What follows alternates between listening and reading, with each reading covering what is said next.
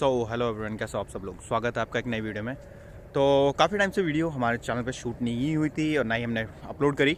तो उसका एक रीज़न था टाइम ना होने की वजह से। और आज ये जो वीडियो शूट हो रही है उसके जो मल्टीपल टॉपिक्स है वो इसी का रीज़न है कि लोगों ने बहुत सारी कमेंट्स एंड क्वेरीज करी हैं।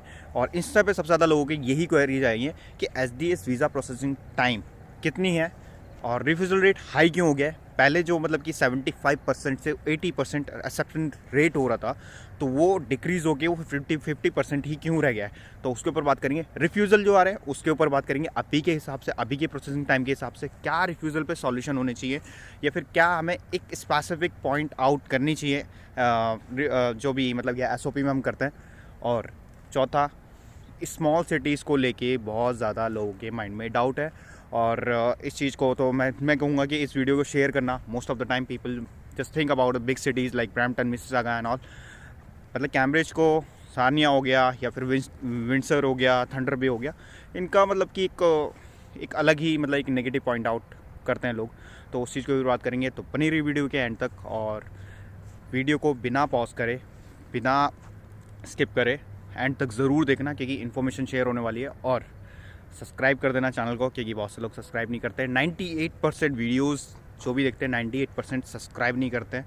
0.2% जो मतलब कि करते हैं, और जो मतलब कि 0.8% समथिंग रहते हैं, 1.8% जो रहते हैं वो वीडियो देख लेते हैं, लाइक कर लेते हैं, कमेंट कर लेते हैं, एंड देन दैट्स इट। तो सब्सक्राइब करो चैनल को, अच्छा लगता है।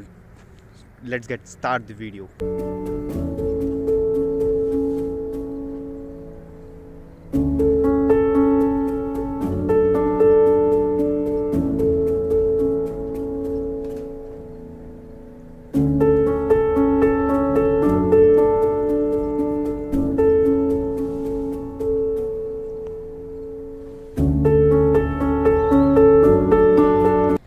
सो गाइस, पहला टॉपिक जो मैं कवर करने वाला हूँ यही है कि SDS वीज़ा प्रोसेसिंग टाइम।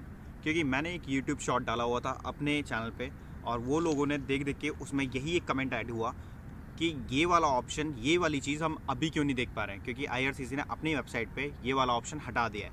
क्योंकि पहले हम क्या करते थे कि उस वाले ऑप्शन पे जाते थे एंड उसमें जो भी अभी प्रोसेसिंग टाइम चल रही है वो किस मंथ की जो मतलब कि फाइल लॉन्च हुई है उनको प्रोसेस कर रहे हैं। तो वो जो चीज़ है वो हट चुकी है वहाँ से, और उसी के बेस पे मेरे ज़्यादातर वीडियोस जो होते थे वो उसी के बेस पे एवेल्यूएट करता था मैं, और उसी पे सॉल्यूशन निकालते थे हम। लेकिन अब जो IRCC ने दिखा रखा है अपनी वेबसाइट पे वो है 3 मंथ्स का waiting period for SDS category. अभी तो SDS और नॉन SDS दोनों सेम ही है, क्योंकि दोनों के सॉल्यूशन आ रहे हैं। जो भी मतलब कि वीज़ा आ रहा है या फिर रिफ्यूज़ल रेट आ रहा है, दोनों में टाइम ही लग रहा है। क्योंकि वो उसका एक रीज़न है। पहले जो IRCC के पास जो बल्क रेट आता था SDS, मतलब कि अपार्ट फ्रॉम कोविड से पहले जो आता था पोस्ट पैंडमिक, वो आता था 2 लाख समथिंग अराउंड पर सेमेस्टर, मतलब पर इनटेक। लाइक सितंबर इनटेक जो कि सबसे बड़ा होता है, उसमें 2 लाख स्टूडेंट वीज़ा आते थे। लेकिन वो पोस्ट पैंडमिक के बाद, मतलब कि आफ्टर पैंडमिक, वो इंक्रीज़ हो चुका है समथिंग अराउंड 1 मिलियन, 7 से 10 लाख के आसपास पहुंच चुके हैं वो वीज़ा जो भी मतलब कि स्टूडेंट के आ रहे हैं SDS category, non SDS category. तो उसकी वजह से क्या है, बल्क लोड बढ़ा, मतलब कि एक प्रोसेसिंग टाइम पे बल्क लोड बढ़ा, और उसी की वजह से प्रोसेसिंग टाइम हमारा इतना ज़्यादा आगे जाता जा रहा है। प्रोसेसिंग टाइम उनका फास्ट है, बल्कि और उन्होंने 12% अपनी प्रोसेसिंग फास्ट कर दी। लेकिन अब क्या हुआ कि जब इतना बल्क होगा, तुम प्रोसेस कितनी भी हाई कर लो, वो आपका जो मतलब कि जो 2 से 10 लाख पहुँच चुका है वो डिक्रीज़ नहीं होगा। तो इसी के ऊपर हम एक बात करते हैं कि IRCC ने अपने ट्विटर पे सीधे उन्होंने एक पोस्ट करा कि हम something around 12 to 1300 employee allot करने वाले हैं, जस्ट टू मेक श्योर कि हमारा जो वीज़ा प्रोसेसिंग टाइम है वो कम हो और स्टूडेंट को ज़्यादा से ज़्यादा वीज़ा मिले। अब जो लोगों के एक डाउट आता है कि यहाँ पर कि IRCC वीज़ा रिफ्यूज़ क्यों कर रही है।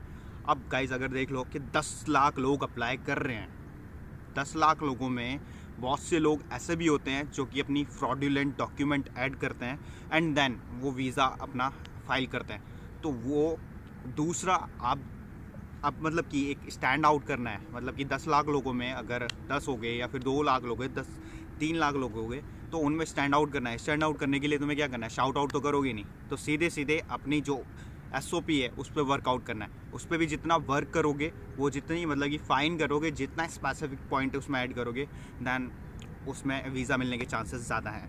और अगर इसी चीज़ पे हम एक सॉल्यूशन पे बात करें तो SOP जो होती है, SOP को इंडिया में बहुत बड़ा हाइप बना रखा है। Like we hire someone else for our SOP, मतलब कि हम SOP किसी और से लिखवा देते हैं और ख़ुद कभी नहीं लिखते हैं। मैंने ये इंडिया में देखा है।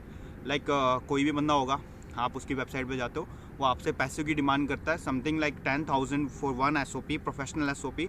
मतलब कि 10,000 से लेके 20,000 तक उसका रेट होता है। वो आपको प्रोफेशनल SOP लिख के देगा, जबकि वो कुछ है नहीं। तुम्हें क्या करना है, तुम्हें खुद से अपनी एक SOP लिखनी है और अपने बारे में ही बताना है सारा कुछ। कुछ स्पेसिफिक पॉइंट होते हैं वो आप कट पेस्ट करके लगा सकते हो, लेकिन अपने बारे में ही ज़्यादा एक्सप्लेन करना होता है। तो मेरे को नहीं लगता कि SOP के लिए 10-20 हज़ार रुपये किसी बंदे को देना है और वो तुम्हें जानता भी नहीं, तुम उसे जितनी डिटेल दोगे वो तुमसे अच्छा नहीं लिख सकता, क्योंकि एजेंट तो तुमने हायर किया हुआ है। तो उससे मतलब कि गो थ्रू करा लो कि मेरी SOP में कोई प्रॉब्लम तो नहीं है, अगर कोई पॉइंट ऐड करना है तो फिर ठीक है। लेकिन ये एजेंट्स के पास जाना और बंदों के पास जाना, इसकी वजह से बहुत प्रॉब्लम भी आती है। एजेंट्स यहाँ पर मतलब कि जो IRCC वाले हैं वो बेवकूफ़ नहीं बैठे हुए हैं, उन्हें पता लग जाता है, एक एक पॉइंट पता लग जाता है कि ये ऐड करा हुआ है, इसने नहीं लिखा हुआ है, किसी और ने लिखा हुआ है, इसके अंदर जो भी वर्डिंग्स है ये रिपीटेड वर्डिंग्स है। तो उस चीज़ पे फोकस करो, क्योंकि अगर SOP खुद नहीं लिखोगे तो फिर वीज़ा रिफ्यूज़ होगा ही होगा। ठीक है गाइस, और दूसरे पॉइंट के ऊपर हम बात करते हैं कि जो वीज़ा प्रोसेसिंग अभी हमारी चल रही है उसमें SDS कैटेगरी में रिफ्यूज़ल जो आते हैं तो उनके ऊपर सॉल्यूशन क्या होना चाहिए। सॉल्यूशन जो होते हैं वो मल्टीपल होते हैं, एक तो होता नहीं है, क्योंकि जब भी रिफ्यूज़ल आता है उसमें मल्टीपल पॉइंट्स उसमें ऐड करे होते हैं। और रिफ्यूज़ल आने के बाद फर्स्ट टाइम रिफ्यूज़ल आया तो उस पर हमें क्या करना चाहिए वो अभी सो गाइस हम बात कर रहे थे कि रिफ्यूज़ल अगर आता है SDS कैटेगरी में तो फिर उस पर सॉल्यूशन क्या होना चाहिए। क्या है कि जब भी अगर आपका फ़र्स्ट टाइम में आपने वीज़ा अप्लाई किया, आपने स्ट्रॉन्ग फाइल मेंटेन की और आपको लगता है कि आपका रिफ्यूज़ल नहीं आना चाहिए और फिर भी रिफ्यूज़ल आ गया, तो उसके बाद सॉल्यूशन क्या होना चाहिए। सॉल्यूशन के लिए लोग क्या करते हैं, रीअप्लाई करते हैं अपनी SOP मतलब कि जो एक मैंडेटरी ऑप्शन होते हैं उन चीज़ों पे को प्रेफर करते हैं। लेकिन एक पॉइंट जो कि अभी तक किसी ने भी डिस्कस नहीं किया है और मैं आपको बता देता हूँ, ये एक अच्छा सॉल्यूशन है और ये सॉल्यूशन मेरे पे भी वर्क करा है। तो जब भी अगर आपका फ़र्स्ट टाइम रिफ्यूज़ल आएगा, हमेशा केप्स नोट, जो कि इंडिया में हम केप्स नोट बोलते हैं और IRCC उससे CGMS नोट्स मतलब कि चेंज कर दिया उसका नाम, CGMS नोट्स अप्लाई कर सकते हो। अब जो CGMS नोट है उसका भी इंडिया में बहुत बड़ा हाइप बना हुआ है। लाइक उसके लिए एजेंट्स बैठे हुए हैं और वो पता है क्या करते हैं, वो पैसे मांगते हैं 20,000, 30,000, 35,000 रुपये मांगते हैं CGMS नोट अप्लाई करने के लिए। मतलब कहीं कोई कुछ लोग भी मिल जाएंगे जो आपको 1,000 में भी करते हैं। लेकिन ऐसा क्यों करना है? अगर आपको कोई भी मतलब कि CGMS नोट अप्लाई करना है तो उसके लिए कोई भी एक कैनेडियन पर्सन हो जो कि PR है, या फिर आप सीधे सीधे कैनेडियन जो मतलब कि एडवोकेट होते हैं उनसे कांटेक्ट में आओ, वो आपका CGMS नोट अप्लाई कर देते हैं। और बाकी एजेंट जो आपके होते हैं उनसे बात करो डायरेक्ट, किसी को पैसे देने की ज़रूरत नहीं है, सारे काम खुद से भी हो जाते हैं। और उस चीज़ के लिए सॉल्यूशन पे जाके आप IRCC की वेबसाइट पे देख सकते हो कैसे अप्लाई करना है।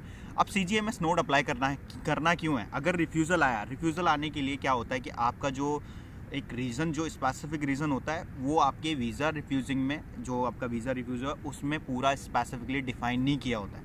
तो वो जब डिफ़ाइन नहीं किया होता है तो फिर उस पर हम वर्क क्या करेंगे, तो उसको स्पेसिफिकली उसके ऊपर सॉल्यूशन पे वर्क करने के लिए CGMS नोट अप्लाई करते हैं, जिसका एक 1 मंथ पीरियड मतलब कि प्रोसेसिंग टाइम होता है जस्ट फॉर जो अगर कैनेडियन PR बंदा है, वो मतलब कि जो PR बंदा है उसके लिए 1 मंथ का मे बी समथिंग अराउंड 10 और 20 डेज़। और अगर कोई बंदा मतलब कि विन इन इंडिया अगर वो अप्लाई करता है CGMS नोट के लिए without any PR, without any someone else as a Canadian citizen, जो कि जिसमें आपका एड्रेस वगैरह, वो CGMS नोट के ऊपर आपको वीडियोस मिल जाएंगी।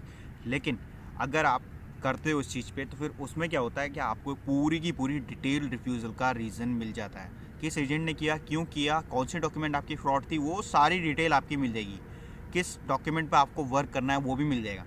तो CGMS नोट अप्लाई करने के बाद मोस्ट ऑफ द टाइम 99% आपको वीज़ा मिलना है। अगर आपका फर्स्ट टाइम वीज़ा रिफ्यूज़ हुआ है तो CGMS नोट पे फोकस करना और उसका वेटिंग पीरियड देखना and then apply for a visa again student category में, जो भी आपको SDS category, non SDS category में वीज़ा लगाना है। And then I am 100% sure you will get visa next time.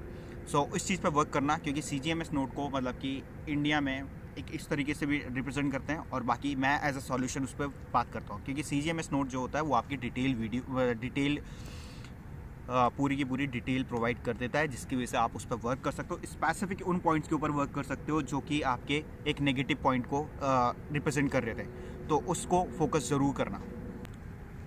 So guys, हमने 3 टॉपिक कवर कर लिए हैं। एसडीएस वीज़ा प्रोसेसिंग टाइम क्या चल रही है अभी आईआरसीसी के हिसाब से, एंड देन हमने बात करी है रिफ्यूज़ल के ऊपर, रिफ्यूज़ल रेट क्यों हाई हो रखा है अभी। तीसरा हमने बात करी कि अगर रिफ्यूज़ल आता है तो सीजीएमएस नोट के ऊपर आप फोकस कर सकते हो। तो और उसी में मैं एक चीज़ और ऐड करूँगा कि एसओपी पे भी वर्क करना है। एसओपी पे जो वर्क करना है वो खुद से करना है, किसी एजेंट से बात नहीं करनी है, ठीक है। और चौथा जो मैं करना चाहता था, मतलब कि जो मेरे इस वीडियो में मेरे को करनी थी वो बात, क्योंकि बहुत मैं इस टाइम पे यहाँ पर आया हूँ, मैंने इस टाइम तक मैंने बहुत चीज़ें देख ली हैं। लोग मतलब कि कैसे कनाडा, मतलब कि कनाडा को ऐसा रिप्रेजेंट करते हैं कि यार इस country with a lot of एक वैसा बनाते हैं, इसको मेंटली हाइप बना देते हैं कि इस कंट्री में आ गए, इट्स अ मैजिकल वर्ल्ड और फिर हम यहाँ पर कुछ भी कर सकते हैं। उस चीज़ पर हम बात करेंगे, क्योंकि क्या होता है बिग सिटी और स्मॉल सिटी में यहाँ कैटेगराइज करने लगते हैं। खासकर इंडियन स्टूडेंट की बात कर रहा हूँ, और ख़ासकर गुजरात के लोग होते हैं और पंजाब के लोग होते हैं, इस चीज़ को बहुत ज़्यादा कैटेगराइज करते हैं, और मैंने उन लोगों को देखा है। और वो क्या करते हैं कि ज़्यादातर जब भी कनाडा में आएंगे, उनका कॉलेज कहीं भी हो, कुछ भी हो, ब्रैम्पटन जगहों पे अपने आप को देखते हैं ज़्यादातर, मतलब कि यहीं टाइम स्पेंड करते हैं। जबकि आपकी जो स्मॉल सिटीज़ हैं उनके क्या फ़ायदे हैं, या फिर उधर रहते हो तो उनके क्या मतलब कि बेनिफिट्स होते हैं, उन पे कोई बात नहीं करता। और अगर आप रह रहे हो तो फिर आपके माइंड को नेगेटिविटी में डाल देंगे कि यार वहाँ पर तो कुछ भी नहीं है। Like Sarnia, Lampton college is not a big city, वहाँ पर तो कोई एक्सपोजर नहीं है, तो उस चीज़ पे बहुत बोलते हैं, और उस पर कभी फोकस मत करना। क्योंकि जहाँ भी अगर आप आ रहे हो, आईआरसीसी ने अगर डीएलआई इंस्टीट्यूट अगर अलॉट कर रखा है वो, तो इसका मतलब कि वहाँ पर हर एक फैसिलिटी है स्टूडेंट के लिए। और स्टूडेंट को क्या चाहिए, स्टूडेंट को अपनी पढ़ाई करनी है, पार्ट टाइम जॉब चाहिए। पार्ट टाइम जॉब का बहुत ज़्यादा मतलब कि बहुत हाइप बना देते हैं, यहाँ पर मिल जाती है। कहीं भी आप जाओगे ना, पार्ट टाइम जॉब यहाँ कहीं भी मिल जाएगी। 110% आप कहीं भी जाते हो, वहाँ पर एजेंट्स होते हैं, एजेंसी होती है, वहाँ पर तो आपको जो भी थर्ड पार्टी होती हैं वो सारी की सारी सर्विसेज प्रोवाइड करती हैं। Then you have Indeed, you have KGG, you have lot of things bro.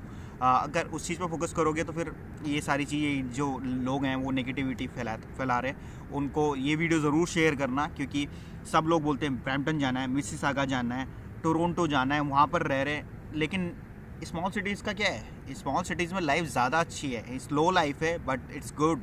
यहाँ पर आपको पॉल्यूशन नहीं मिलेगा। बीच पे भी लोगों को कमेंट आउट करना होता है कि यहाँ नहीं रहना, यहाँ रहना है, और वहाँ से इंडिया से ही माइंडसेट, नेगेटिव माइंडसेट लेके आते हैं। अगर गलती से कोई थंडर बे चला गया, तो थंडर बे मतलब कि जो यूनिवर्सिटी है वहाँ पर जाके वो इंडिया से पहले यार मैं यहाँ पर क्यों आ गया, क्यों ले लिया मैंने एडमिशन, मतलब वो आया है एक पॉजिटिव माइंडसेट लेके नहीं आया है, वो एक नेगेटिव माइंडसेट लेके आया है। तो उसके साथ क्या अच्छा होगा, और फिर वो आपको क्या सजेशन देगा, वो नेगेटिव सजेशन ही देगा।